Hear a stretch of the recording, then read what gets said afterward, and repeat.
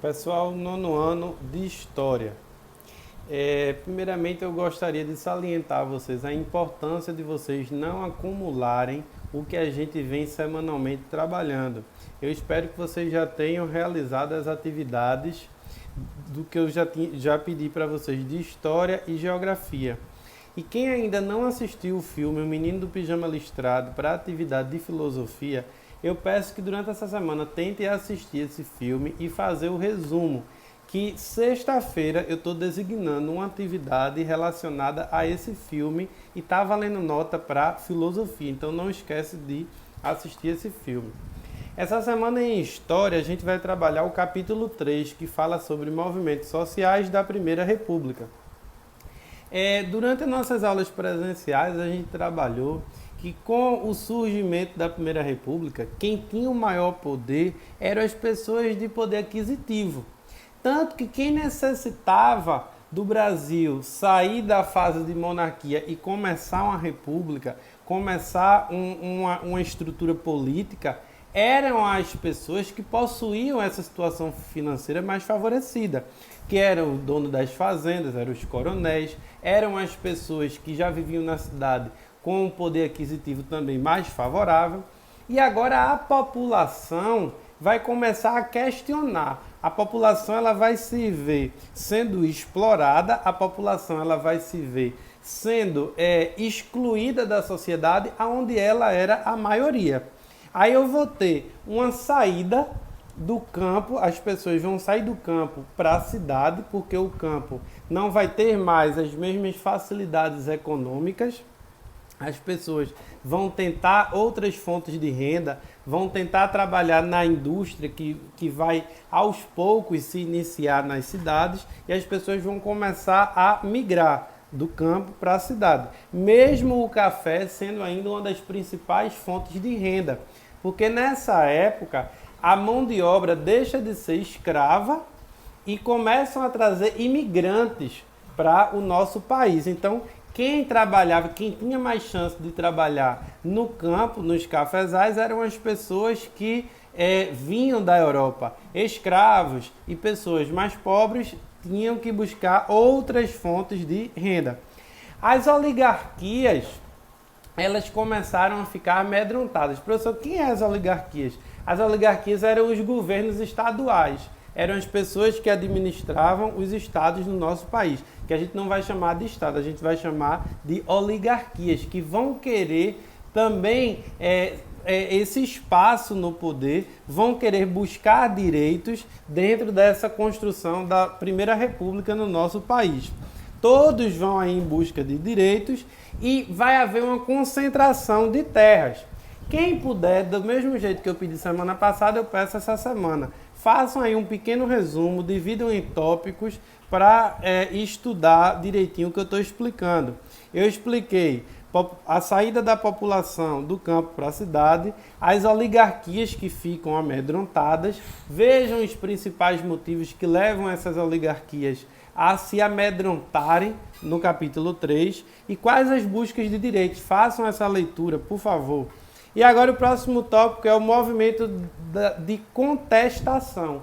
Como os grupos divididos em regiões do país, na época, como eles começam agora a contestar aquela situação. Aí, o primeiro subtópico que vocês vão colocar aí é concentração de terras e exploração financeira e política. Aí eu vou ter cangaceiros, que eram pessoas que saíam aqui no sertão nordestino com força, através de força de armamento, através de bandos, eles tomavam fazendas, eles tomavam áreas rurais para trazer para eles benefícios de produção, benefícios do que aquela fazenda poderia trazer de animais, de frutas, de verduras, do que era produzido ali, porque principalmente aqui no Nordeste, a desigualdade econômica e social aumenta extremamente. Os pobres não tinham terra, os pobres tinham que sobreviver daquilo que os fazendeiros queriam. Eu vou ter os beatos. Beatos eram pessoas, eram líderes religiosos que se destacavam também em busca de trazer melhorias para essas pessoas menos favorecidas. E eu vou ter os operários, trabalhadores da indústria que também vão querer melhores condições de vida. Que na Europa já estavam se formando os primeiros sindicatos e aqui no Brasil ainda não tinha. Então cada um possuía, dentro da fábrica que trabalhava, as regras trabalhistas. Ninguém tinha emprego pré-determinado, o valor que ia receber, o horário que ia começar e que ia largar. Então os operários eles também vão participar dos movimentos dos contestados. Em Canudos, no interior da Bahia, do sertão da Bahia, eu vou ter um líder chamado Antônio Conselheiro. Antônio Conselheiro, ele monta um povoado que é chamado de Canudos, e em Canudos ele vai ter um grande movimento de revolta do governo, porque ele começa a juntar a população daquela época, as pessoas, o governo local e o governo nacional vai começar a atacar o povoado de Canudos, e Antônio Conselheiro, a única coisa que ele pregava era a partilha. As pessoas que viviam naquele povoado, as pessoas viviam em harmonia e tudo que eles produziam, eles dividiam. E isso serviu de exemplo para o país e para a região e começa a incomodar o governo.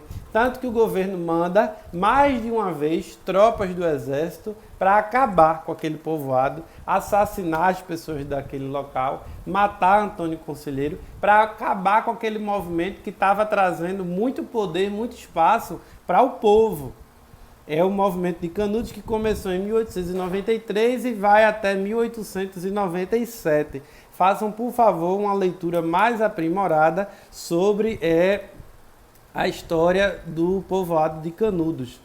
Eu tenho o segundo movimento dos contestados que vai acontecer no Espírito Santo. Paraná e Santa Catarina, através de José Maria. José Maria ele tinha características semelhantes a Antônio Conselheiro. Ele juntava as pessoas nessa fronteira aí desses estados, Paraná e Santa Catarina, com o objetivo de trazer as pessoas para viver em partilha, para viver em harmonia e saírem dessa questão de conflito, de desigualdade. E o Exército, mais uma vez, com o poder, com o aval do governo, ataca esse grupo dos contestados. E para nós nordestinos, um outro grupo de contestado que vai ficar muito conhecido é o do cangaço, onde tinha como principal líder Virgulino Ferreira da Silva, que é conhecido como Lampião.